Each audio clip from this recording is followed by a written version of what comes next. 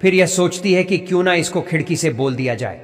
फिर यह जब खिड़की में से झांक कर देखती है तो यह नाइजीरिया का लड़का बिल्कुल नग्न होकर अपने फोन में अश्लील वीडियो देख रहा था और हस्तमैथुन भी कर रहा था। बबीता जब उसके काले और बड़े प्राइवेट पार्ट को देखती है तो वह दंग रह जाती है, उसके होश उड़ जाते हैं और उल्टे पैरों वह अपने कमरे में आकर लेट जाती है। अब इस तरीके से दोस्तों एक दिन का समय गुजर जाता है, लेकिन एक दिन के बाद यह बबीता इस नाइजीरिया के लड़के के साथ कुछ ऐसा कांड कर देती है जिसकी किसी ने कल्पना भी नहीं की थी कि आखिर यह हुआ तो कैसे हुआ। जी हां दोस्तों, आज की इस घटना को सुनने के बाद शायद आप लोगों को भी बड़ी हैरानी होगी, इसीलिए इस वीडियो में आप अंत तक बने रहिएगा, क्योंकि इस घटना से आपको एक बहुत बड़ी सीख मिलने वाली है। बाकी दोस्तों, हमारी आप लोगों से एक छोटी सी रिक्वेस्ट है, वीडियो को लाइक करके चैनल को सब्सक्राइब कर लीजिए और जितने भी दोस्त हमारी इस वीडियो को जहां से भी देख रहे हैं वह कमेंट में अपना नाम और अपनी सिटी का नाम ज़रूर लिखें, ताकि अगली वीडियो में आपके नाम हम ले सकें। और जिन दोस्तों ने पिछली वीडियो में कमेंट किया था उनका नाम हम आगे लेंगे। दरअसल दोस्तों, यह सच्ची घटना मुंबई की है। मुंबई की एक कॉलोनी में बबीता नाम की एक महिला होती है जिसकी उम्र 40 साल के करीब थी। बबीता के पति का 3 साल पहले एक बीमारी के चलते देहांत हो जाता है। बबीता की इकलौती बेटी जिसका नाम अंजलि होता है, इसकी उम्र 20 साल के करीब थी। अंजलि ने अपनी पढ़ाई लिखाई खत्म कर ली थी और अपनी माँ के साथ रहा करती थी।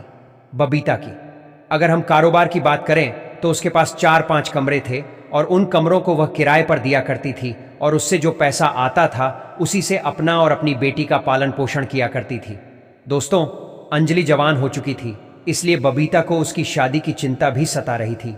वह सोच रही थी कि जितना जल्दी हो सके वह अंजलि की शादी कर दे।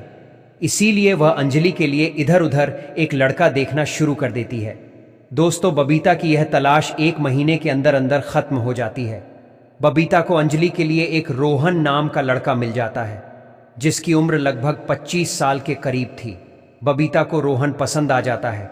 रोहन का और अंजलि का रिश्ता पक्का कर दिया जाता है और लगभग 9 महीने के अंदर अंदर इन दोनों की शादी करवा दी जाती है। रोहन अंजलि को अपनी दुल्हन बनाकर घर लेकर चला जाता है।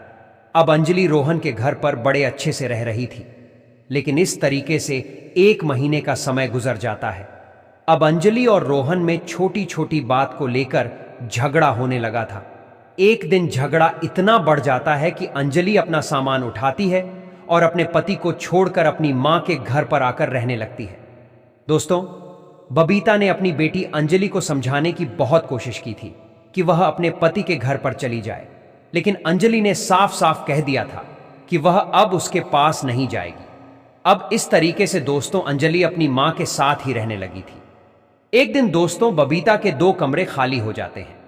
अब बबीता इधर उधर आस पपियों से कहती है कि हमारे घर के 2 कमरे खाली हो चुके हैं, अगर कोई किराएदार आएगा तो आप हमारे कमरों के बारे बता दीजिएगा कि हम उनको किराए पर देना चाहते हैं।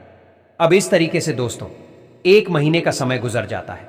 अब अंजलि घर पर रहते रहते काफी बोर हो चुकी थी। अब वह सोचती थी कि कहीं बाहर घूमने जाया जाए। एक दिन अंजलि अपनी मां बबीता से